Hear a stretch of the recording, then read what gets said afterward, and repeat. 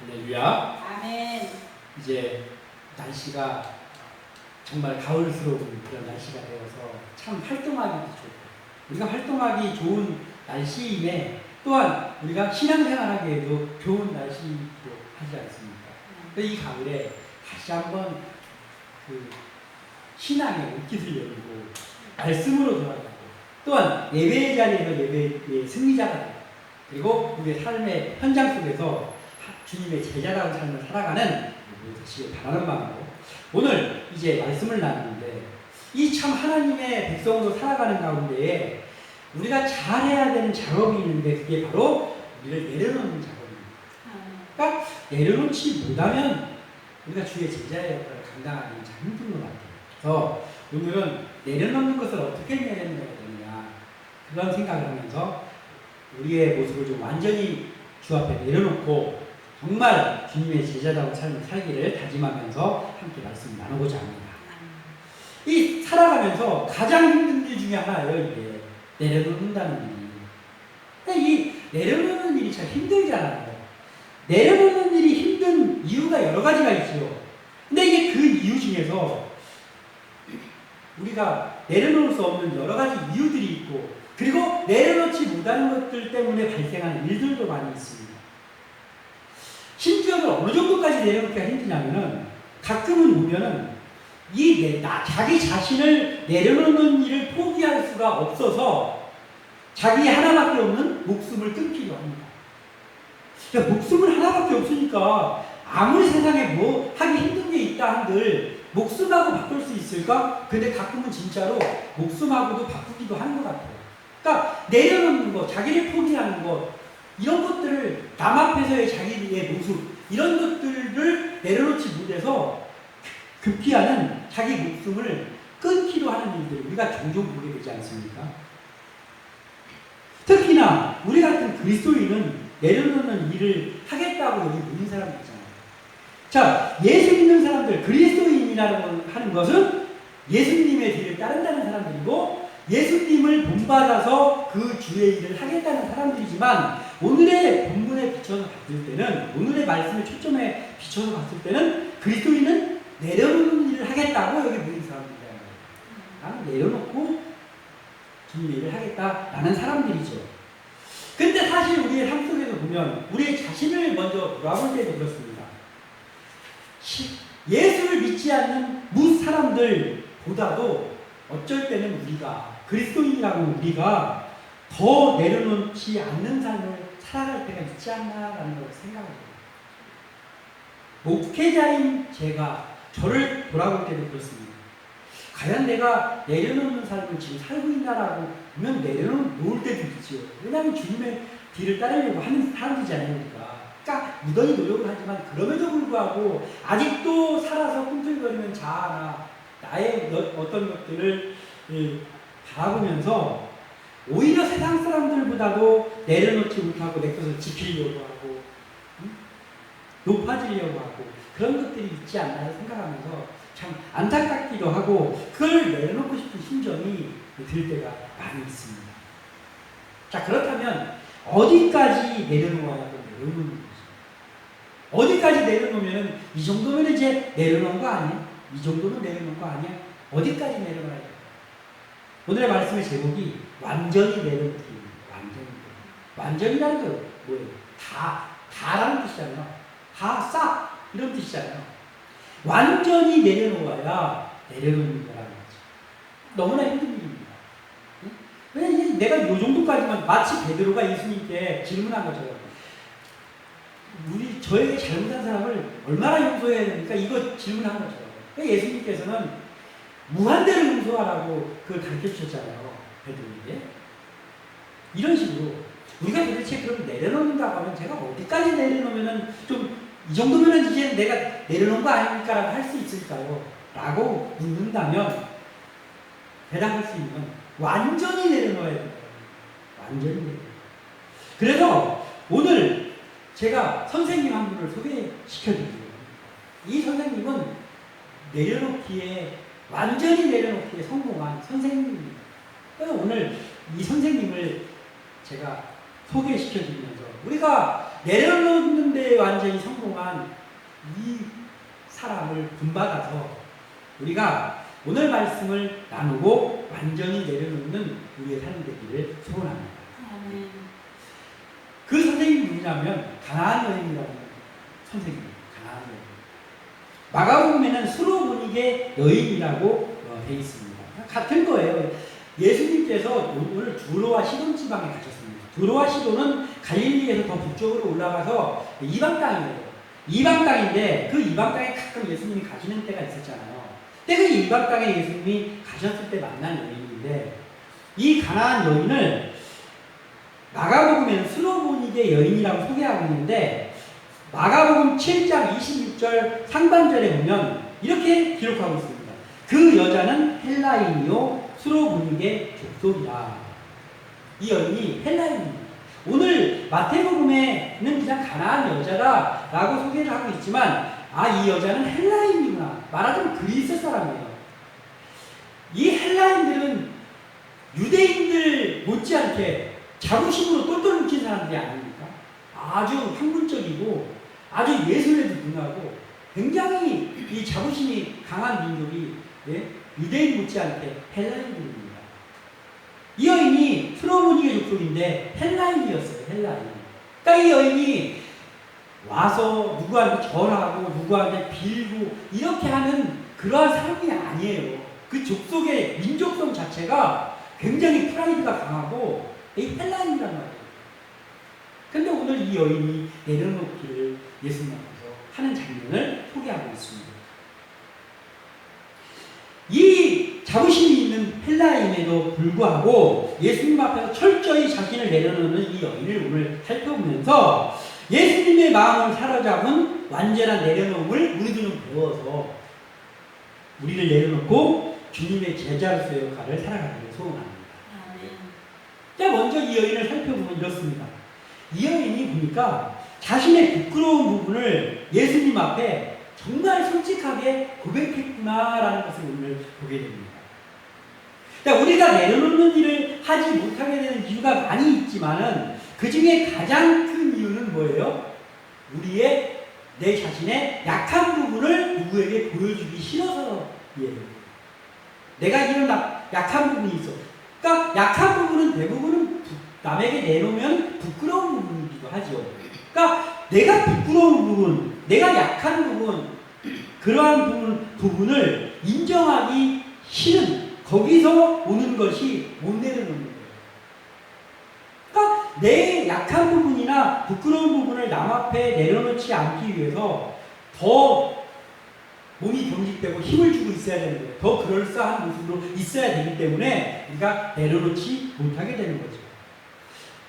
그런데 이제 부모라고 했을 때 부모에게 있어서는 한 발 더 나가서 부모에게 있어서는 나의 자존심은 깎일지언정 내 자식이 어디 가서 누구한테 무슨 싫은 소리를 듣고 왔다든지 내 자식의 부끄러운 부분들 이것은 내 부끄러운 부분보다도 더 내려놓기 어려운 부분이죠.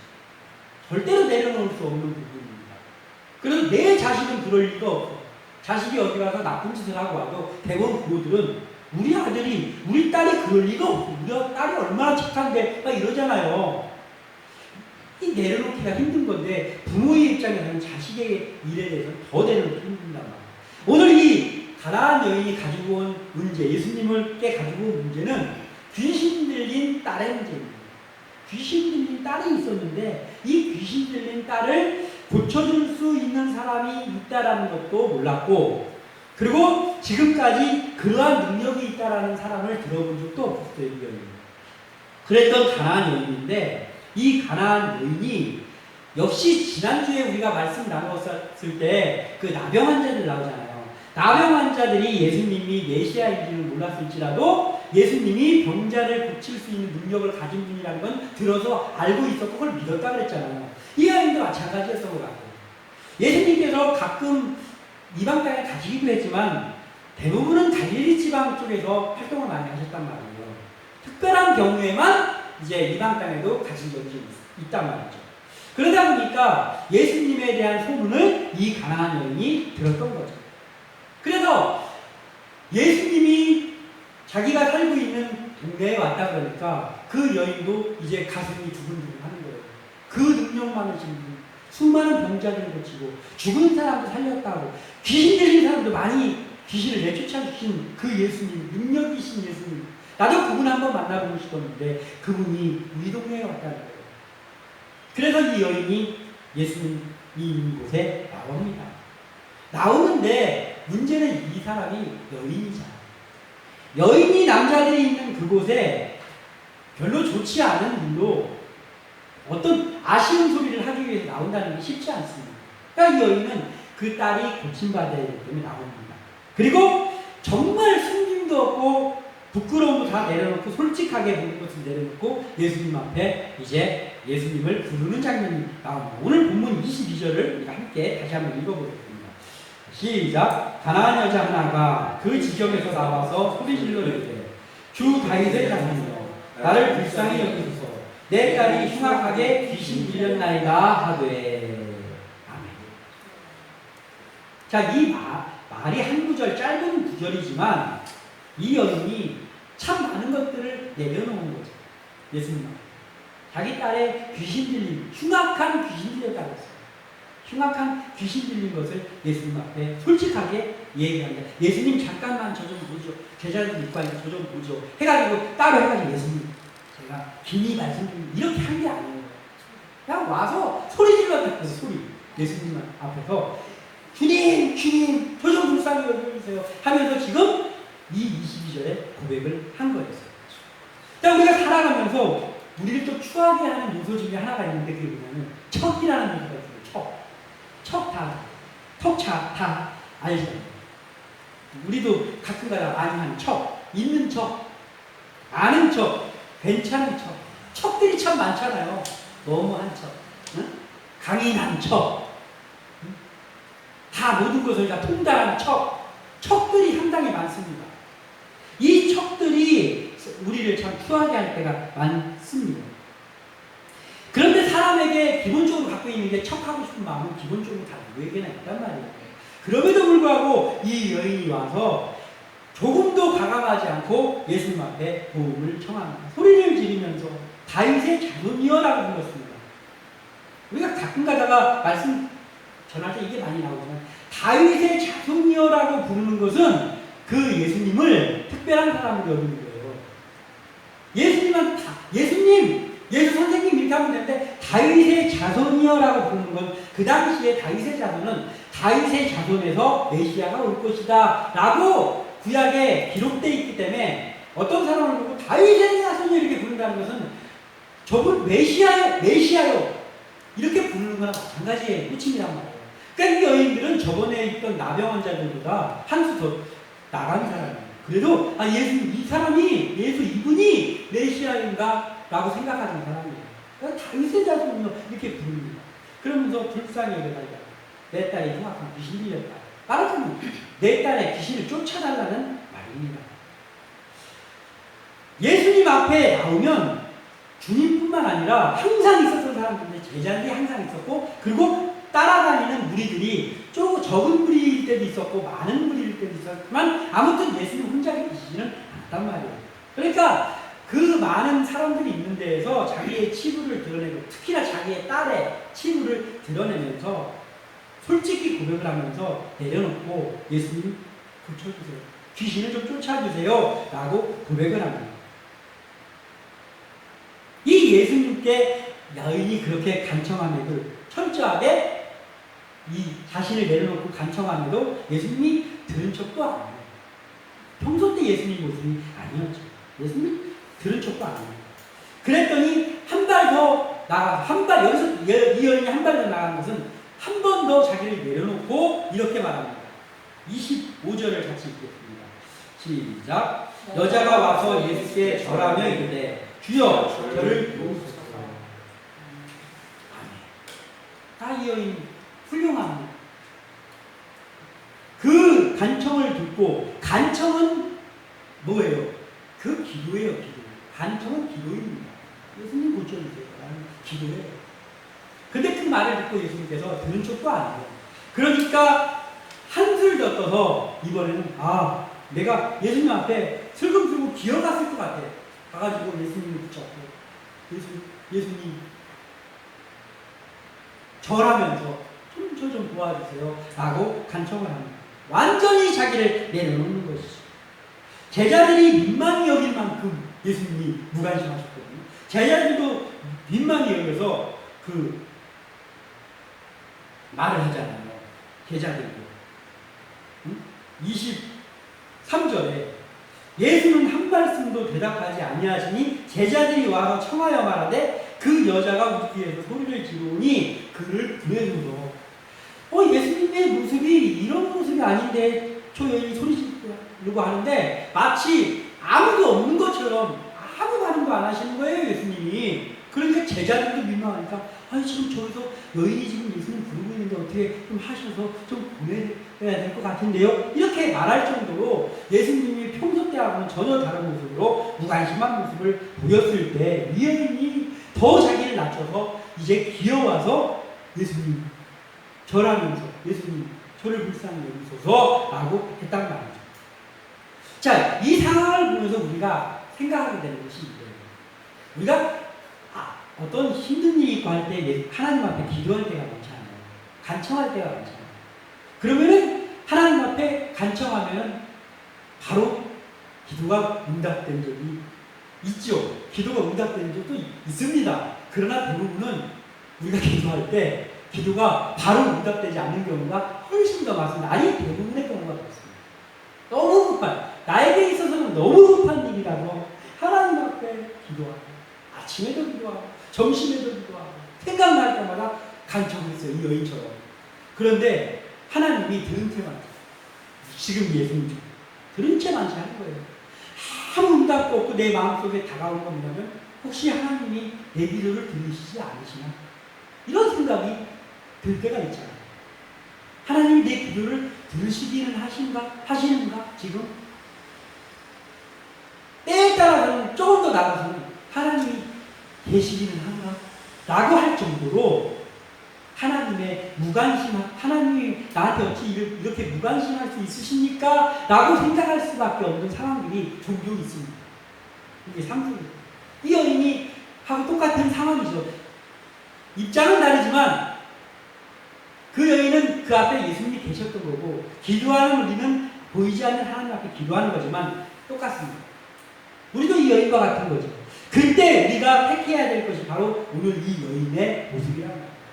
우리가 간청하고 우리가 기도하는데 아무 상황도 달라지지 않고 심지어는 하나님 내 기도를 들어주시지 않는 것인가? 내 기도를 듣지 않으시는 것인가? 라는 낙담이 밀려올 때 그때 문제를 하나님께 놓으면 안 된다는 거예요. 하나님이 내 목소리 못 들으셨나? 예수님이 내 목소리 못 들으셨나? 예수님이 이런 분이셨나? 라고 예수님에게, 하나님에게 초점을 맞추면 안 되고, 그때 내려놓는 자세를 가지고 살아가는 사람에게 있어서 중요한 건 뭐냐면, 나한테 초점을 맞춰야 된다. 이 여인은 예수님의 무관심 속에 어떻게 했어요?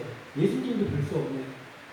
소문은 그렇게 안 나는데, 예수님이 사람을 차별하시네. 라고 하면서 가지 않았단 말이에요. 이 여인은 어떻게 합니까? 예수님 앞에 더 내려놓는 거예요. 그래. 예수님이 못 들으셨을 수도 있지. 그 발 앞에 가가지고 절을 하면서 예수님 더 바짝 엎드려서 예수님 앞에 간청하는 거예요. 기도하는 거예요. 우리가 이면을 먼저 봐야 됩니다. 이게 우리가 배워야 될 우리 가나안 여인 선생님의 가르침입니다. 이 여인이 예수님의 무관심 속에 포기하고 돌아가는 것이 아니라 그 예수님의 태도를 문제 삼는 것이 아니라 이 여인이 자기가 좀 더 내려놔야 되겠구나라는 것에 초점을 맞춘 거예요. 그것을 선택하는 거예요. 그리고 가서 더 낮은 자세로 절하면서 예수님 저를 불쌍히 여겨주세요. 우리 딸을 고쳐주세요. 라고 했다는 거죠. 이것이 바로 예수님의 마음을 움직이는 그러한 내려놓음이었다는 거죠. 우리의 내려놓음이 하나님의 마음을 움직이는 내려놓음이 되기 위해서 우리가 기도하는 거, 또 예수님 앞에 하나님 앞에 나오고 예배하고 우리가 하나님 앞에 가까이 있는 것이 중요하지만 그것이 끝이 없어야 된다는 거예요. 우리가 기도하는데 아무 일도 안 일어났으면 더 기도하면 돼요. 그런데도 아무 일도 안 일어났으면 더 하나님 앞에 더 자주 나와서 기도하면 됩니다. 우리가 우리가 더 낮추고 더 내려놔야 될 문제인 것이지 하나님이 문제가 있는 게 아니다는 말이에요. 이것을 알고 우리가 하나님 앞에 서는 이 여인의 자세를 우리가 본받아야 되는 것이죠. 또한 우리가 이 여인처럼 행할 때 중요한 것이 있는데 자신의 존재가 사라지기까지, 그러니까 내 존재가 그냥 다 가루가 돼서 물같이 그냥 사라져도 보이지 않을 때까지 낮추고 내려놓아야 한다라는 거예요. 어려운 일이죠. 내 자신을 완전히 그냥 내 존재가 온데간데 없을 정도로 낮추고 내려놓는 것이 이게 쉬운 일입니까? 너무나 어려운 일이죠. 그러나 이 여인은 그것을 성공했거든요. 이 여인이 성공한 것을 우리도 성공할 수 있다는 거예요. 이 여인은 자신의 부끄러운 치부를 다 고백했어요. 자기 딸의 치부를 고백하고, 그리고 예수님이 사실 모욕한 거잖아요. 이 모욕한 앞에서 더 나아가서 절을 하면서 자신을 내려놓은 이 여인에게 예수님은 이제 어떻게 하셨습니까? 그래? 한 게 아니고 이제 예수님이 한숨 더 떴어요.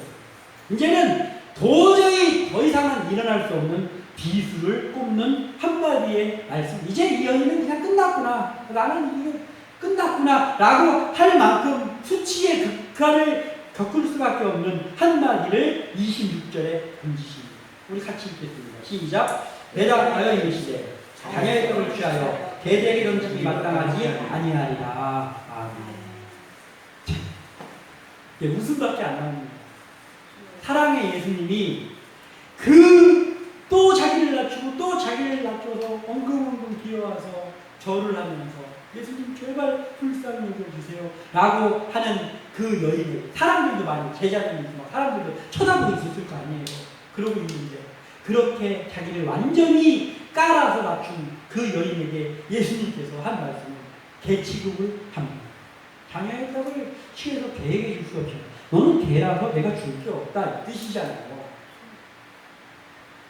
오늘 우리가 이 여인을 내려놓음의 선생님으로 배워야 하는 부분이 바로 이 부분이에요. 가난한 여인은 모든 부끄러움과 체면과 자존심 그리고 자기 자신의 존재를 완전히 부인하기까지 내려놓는 고백을 지금 합니다. 27절 읽겠습니다. 시작. 여자가 이르되 주여 올소이다만 개들도 제 주인의 상에서 떨어지는 부스러기를 먹나이다 하니. 아멘. 사람이 이 이상 자기를 내려놓을 수 있을까요? 이거 완전히 자기 존재가 없어진 거나 마찬가지 아닙니까? 자기 존재가 물이 되어버렸어요. 물이 되어버렸어요. 개 취급을 하는 예수님에게 이 여인이 다시 한번 내려놓을 것이 없는 상태에서 내려놓으면서 이 말을 하는 거예요. 마음에서 아마 울먹울먹 하면서 이야기하지 않았겠습니까? 맞습니다. 저는 개와 같은 존재입니다. 이방인입니다. 그렇지만 저 같은 개 같은 사람들 주인의 상에는 떨어지는 부스러기 먹고 사는 그 부스러기라도 저에게 주시면 그 부스러기만을 주셔도 내 딸의 귀신은 나갈 것 같습니다. 믿습니다. 예수님 좀 도와주세요. 부스러기라도 주세요. 라고 자기를 낮춥니다. 이 얼마나 위대한 내려놓는 이게 바로 완전히 내려놓는 거예요. 우리가 살면서 제가 이 말씀 준비하면서 생각해보니까 내가 이 정도까지 내려놓은 적이 있나? 아니 이 정도까지 가지도 않고 이건 정말 그 장면을 생각하면 이 여인이 자기를 완전히 깔아서 흙에 섞여가지고 티끌처럼 만들었구나 라고 생각되더라고요. 그런데 이 여인이 주님의 제자로서 역할을 하며 살겠다고 하는 우리에게 꼭 필요한 부분이라는 말입니다. 우리가 본받아야 될 부분. 마태복음 16장 24절에 예수께서 제자들에게 이르시되 누구든지 나를 따라오려거든 자기를 부인하고 자기 십자가를 지고 나를 따를 것입니다. 아멘. 이렇게 말씀하셨어요. 여기서 나오는 자기 부인이라는 것은 자기의 이기적인 욕망 그리고 자기의 생각과 주장들 그리고 부패한 옛사람 이런 것들을 그냥 철두철미하게 모두 버리라는 거예요. 그리고 자기의 모든 자존심을 버리고 십자가를 지고 따라오라 이 말이에요. 이게 자기를 부인하라는 말이 이런 말이에요. 그리고 자기 십자가를 지고 따르라는 말은 뭐예요? 예수님의 십자가가 얼마나 예수님이 조롱당하고 얼마나 힘든 거였어요. 그러니까 우리도 주님의 제자의 역할을 하려고 하면 그 예수님이 지셨던 그러한 십자가, 고난의 십자가를 내 거를 하나씩 짊어지고 따라오라는 거예요. 이 쉬운 일이 아닙니다. 이 여인이 지금 하는 것이 바로 그런 거예요. 우리에게 또 예수님께서 요구하시는 것이죠. 이 내용을 간단하게 표현을 하면은 모든 것을 내려놓으라는 거예요. 자기 부인을 하라는 것은 모든 것을 내려놓으라는 거예요. 예수님의 본문에서의 이 모습은 지금 여인을 조롱하려고 또는 무시하려고 해서 한 것이 결코 아니죠. 예수님의 이러한 것은 말하자면 짧은 시간 동안에 이루어진 이 여인에 대한 연단입니다. 이 여인의 내려놓음을 예수님이 보시고 그 내려놓는 겸손함의 모습을 확인하셨을 때 그를 높여주시기 위한 예수님의 행동이었다라는 거예요. 사실은 하나님의 모든 관점이 그렇습니다. 우리의 기도를 왜 그냥 기도하면 철컥 들어주고 기도하면 철컥 들어주고 왜 하지 않습니까? 우리를 사랑하지 않아서가 아니잖아요. 하나님도 우리를 사랑하시는 분이잖아요. 근데 왜 즉시 응답을 안 해주는 게 바로 이런 거예요. 지금 예수님의 이 마음이에요. 우리의 내려놓는 모습. 하나님 앞에서 더 낮추고 내려놓고 하나님 앞에 나오는 그 모습을 보시기 위해서라는 거예요. 하나님. 그래서 우리의 기도가 즉시 응답되지 않는 거란 말이에요. 우리에게 여인처럼 하나님이 마치 우리를 상관하지 않으시는 것처럼 느껴지는 그 외로움을 주실 때 그때 더욱 우리의 자신을 내려놓고 나의 존재를 부인하고 그리고 하나님 앞으로 더욱 가까이 가는 완전히 내려놓는 자세, 그것이 우리에게 있어야 될 자세입니다. 그래서 우리가 이 자세를 아무 일도 없는 평상시 때부터 계속 해야지 이게 되는 거지 갑자기 안 하다가 무슨 큰일이 생겼을 때 하려면은 절대 할 수가 없는 거예요. 평소 때도 못하는 걸 그때 어떻게 합니까? 그래서 우리가 평소 때 작은 일 하나가 있을 때마다 예수님 앞에 하나님 앞에 내려놓고 나와서 이 여인처럼 바짝 엎드리는 내 존재가 무리될 정도로 바짝 엎드려서 하나님만 바라고 하나님의 그 손에서 떨어지는 부스러기를 바라는 마음 가지고 간청하면 이것이 끊이지 않아야 된다는 거예요. 스스로 나를 높이려는 사람은 하나님께서 낮추신다고 했잖아요. 그렇지만 온전히 자신을 내려놓는 이 여인과 같은 이 사람은 그 모습 뒤에 하나님이 높여주심이 있다고 하는 겁니다. 오늘 예수님이 그랬잖아요. 그렇게 무시하는 것처럼 이 여인이 자기를 더 깔아뭉개고 더 내리고 했더니 그렇게 무시하던 예수님께서 이렇게 말씀하십니다. 28절 같이 읽습니다. 시작. 이에 예수께서 대답하여 이르시되 여자여 내 믿음이 크도다. 내 소원대로 되리라 하시니 그때로부터 그의 딸이 나으리라. 아멘. 어떻게 됐어요? 그 제자들과 그 사람들 앞에서 그렇게 조롱당하는 것 같았는데 이 여인이 내려놓고 더 내려놓고 더 내려놓았더니 드디어는 예수님이 그를 높여주셨잖아요. 높여주실 때는 저쪽에 딸을 불러서 높여주시나요? 아니, 그 모든 제자들과 그 사람들이 보는 앞에 예수님께서 높여주시는 거예요. 영광을 주시는 거예요. 그 딸은 낳고 그 여인은 얼마나 기뻤을까? 얼마나 기뻤을까? 그리고 여기서 중요한 것이 있습니다. 뭐냐면 예수님께서 말씀하시는 이걸 우리가 중요시 생각해야 되는 게 있어요. 여자여 내 믿음이 크도다. 여자가 믿음을 표현하는 것이 있습니까? 여러분? 우리가 흔히 알고 있는 관점에서 믿음이라고 할 것이 없었잖아요. 그냥 예수님 앞에 좀 불쌍히 여겨주세요 이거였지 이 여자가 믿음이 있구나라고 할 그런 어떤 것을 한 건 없거든요. 좀 도와주세요. 더 낮추고 또 도와주세요. 또 도와주세요 한 거죠. 그런데 바로 이거예요. 그 여자의 내려놓는 그 모습을 예수님께서 뭘로 여기신 거예요? 믿음으로 여기신 거예요.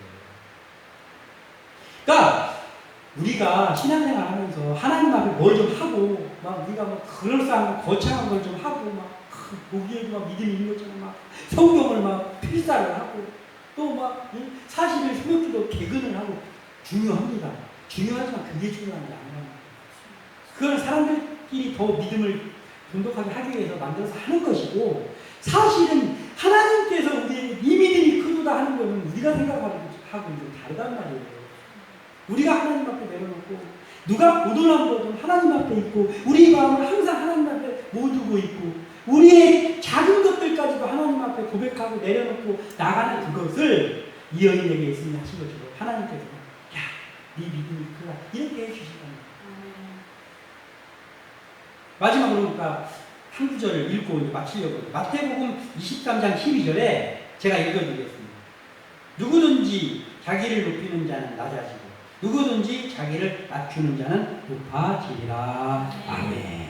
그러니까 하나님 앞에서 좀 낮추고 하나님 앞에서 완전히 낮춘 사람이 사람 앞에서 겸손할 수 있어요. 하나님 앞에서 안 낮춘 사람이 사람 앞에서 어떻게 겸손할 수 있어요? 사람 앞에서 안 낮추는 사람은 어떻게 하나님 앞에서 낮출 수 있습니다.